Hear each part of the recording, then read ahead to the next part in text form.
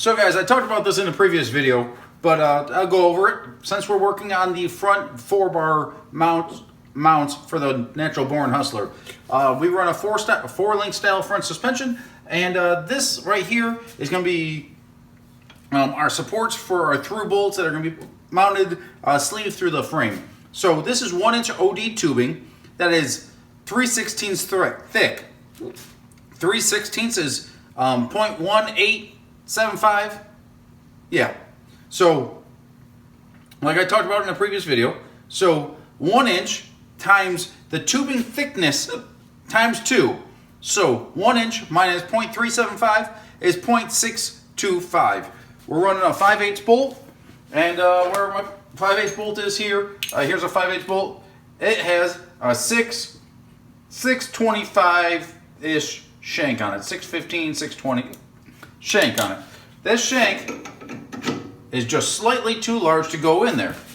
There's a small interference fit. So I got a 5/8 drill bit here that we chucked up in the lathe. I'm going to drill this out. I'm going to cut these into the frame rails. Factory frame rails are 32 inches wide, and the 4-bar mounts that have clearance on them are on a 34-inch center.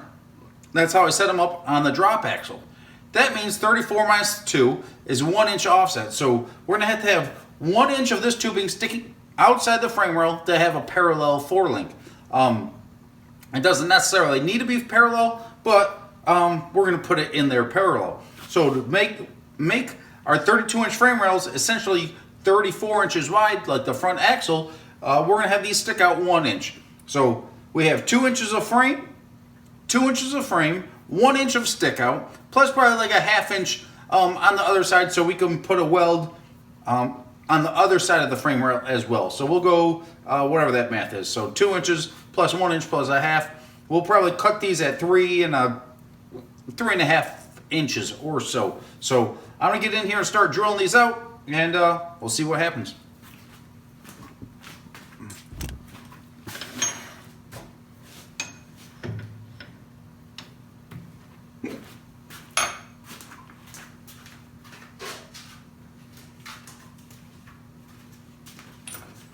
God damn.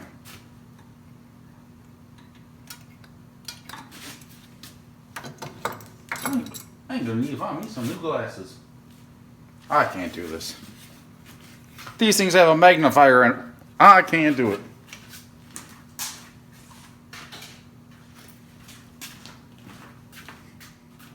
Well guys, I could probably do this blind, but I can't do this with impaired vision. So we're gonna start this up. We're going to start drilling here.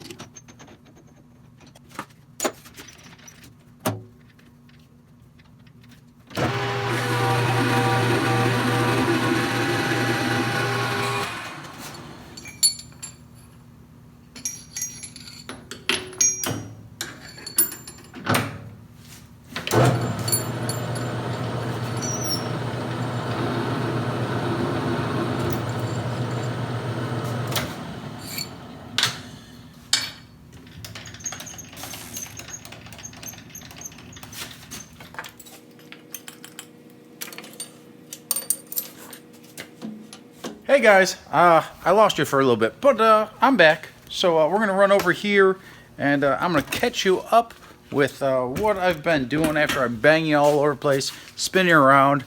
Probably bounce off some welders or something like back here. Over here using the shop at Flying Hammer. I'm going to walk you over and show you the pieces that I'm making. Dun, dun, dun, dun. Let's see here.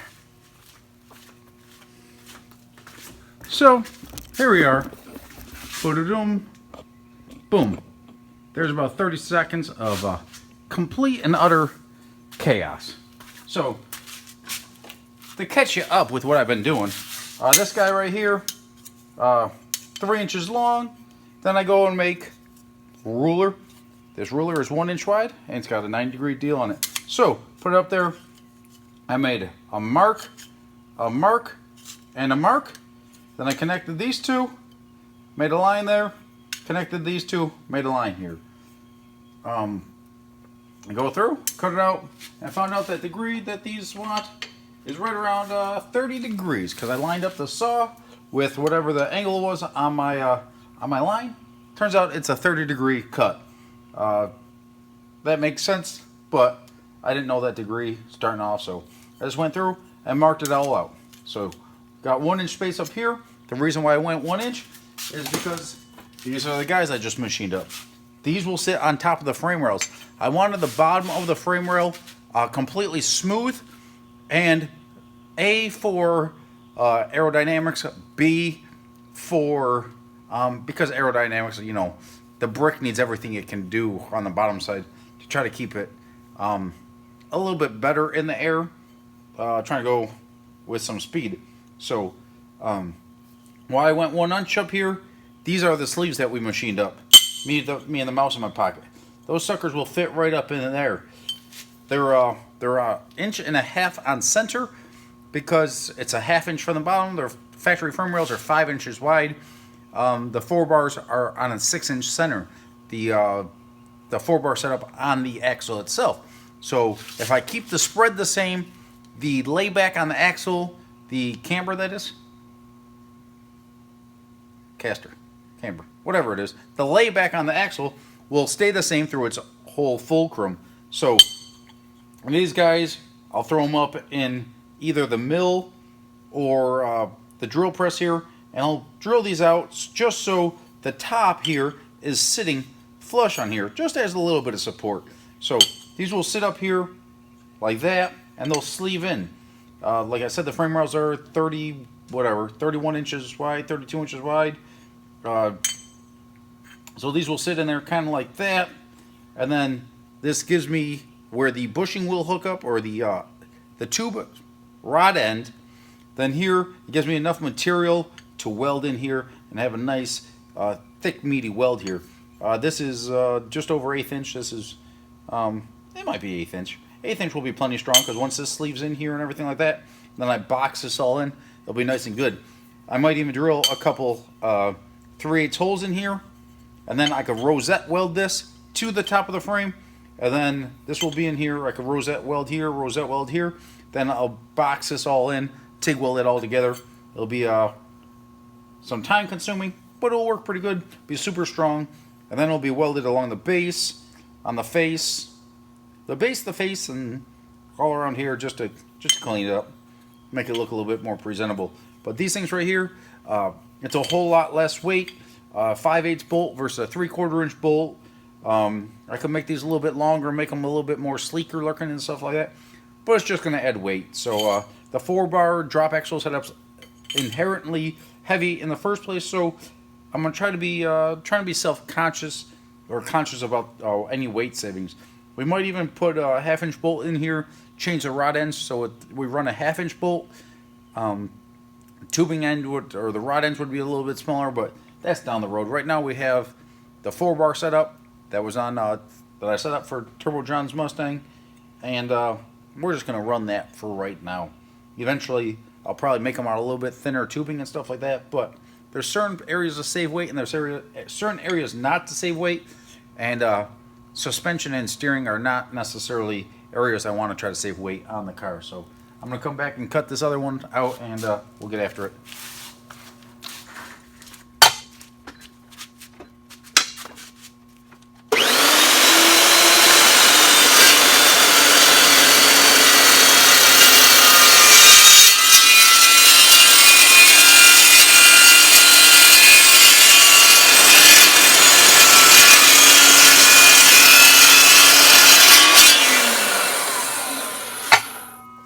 Bam! Damn near identical. No. Ain't no one else can use this tubing on this angle here, so we'll just go and flush cut this back to 0 degrees. Just because ain't no one else gonna need a 30-degree angle on this.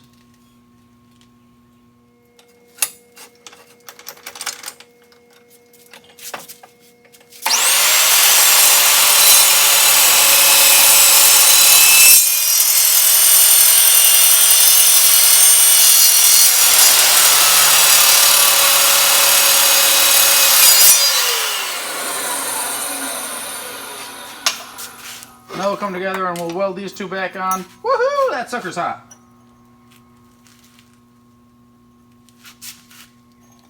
We'll go weld that square together. We'll TIG weld that together and weld it on the end of the tubing so we get an extra inch of tubing out of that. Nah, I'm just joking. We'll let these cool down and then we'll throw them out later. As long as I remember. So now we're going to go through here.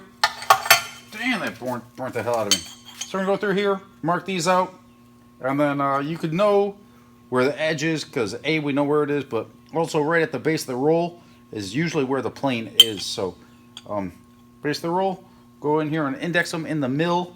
We'll probably do it in the mill. And we'll drill our holes 1 inch diameter. Well guys, here is one finished product. Not really. I still got to mock it up in the car, set it all up and make sure everything's good. But the bushings are machined. These plates are milled and drilled, and you can see they're it's pretty damn symmetrical in there. When I do this, I'll get a 5/8 tube or a 1 inch tube.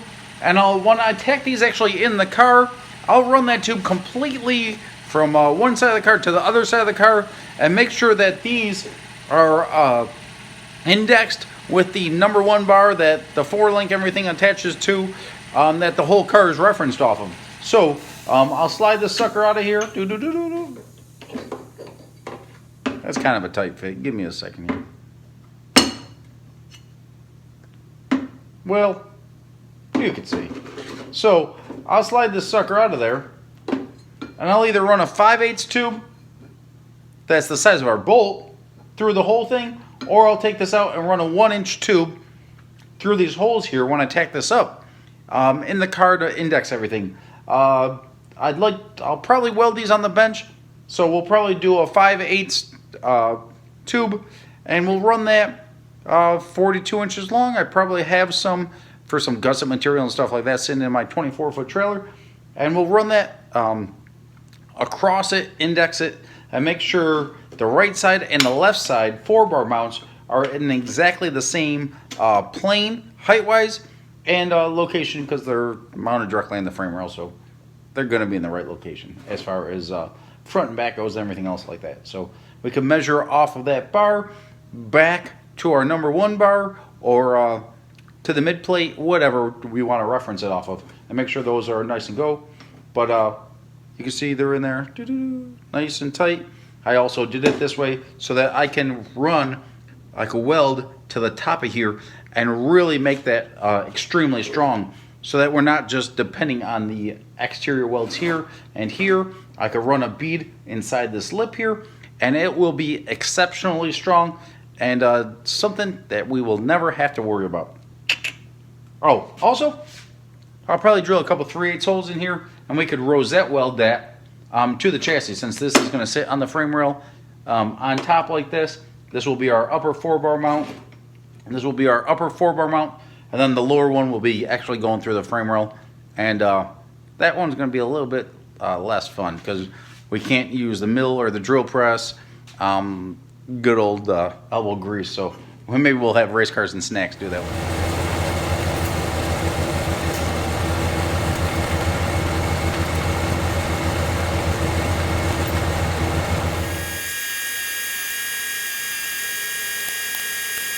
Guys, here they are. They're all welded up, but I'm probably gonna add a couple more drill 2 3/8 holes in here so I could rosette weld them to the top. So these suckers are gonna sit on top of the frame. They're still pretty hot right now, so this one will go in here kind of like on the passenger side, and then this one go around on the driver's side. There's a little bit of undercut on the weld there, but it'll be good. And then this one will go, they'll kind of sit in there.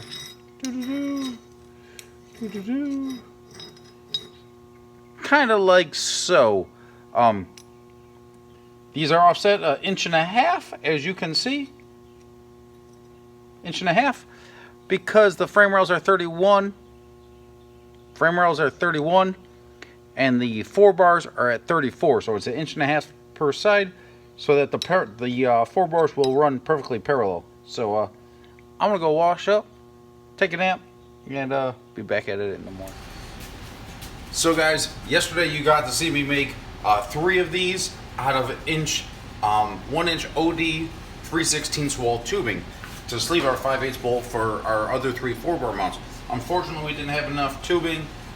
This is all we had left over. So these are 4 inches long, so we had 4, 8, 12, like, I don't know, like 13 and a half, 14 inches of tubing. So, 1 inch, we got some quality 1 inch bar stock here, a nice 1 inch OD wall. You'll see some bar stock that's kind of like nasty and stuff like that, and you could turn it down, so on and so forth. But trying to make them all symmetrical. So I'm going to drill this out in probably 3 or 4 steps, finalizing with our 5/8 drill bit. So in doing so, I like using drill bits that are not your normal standard drill bits. I try to stay away from like 1/4 inch drill bits, 3/16 drill bits, 3/8, so on and so forth, 1/2 inch. Drill bits that are consistently used or generally used while doing normal stuff, just so I don't wear out those drill bits. Of course, use a fair amount of oil and everything like that to keep them lubed up and keep them from getting hot and galled up. But something like a number 7 drill bit, don't use any of that stuff. That's used for like tapping for a 1/4 20 bolt. Stay away from like number bits and bits that are frequently used when doing other types of work. I like using the odd number sizes, like a 32nds bit or a 64th bit, simply because those aren't used nearly as frequently. So when we're doing something like this, it's not as critical of a size. It keeps your other drill bits that you're going to be using a lot more frequently fresh and nice and sharp and stuff like that. So I'm going to go through here.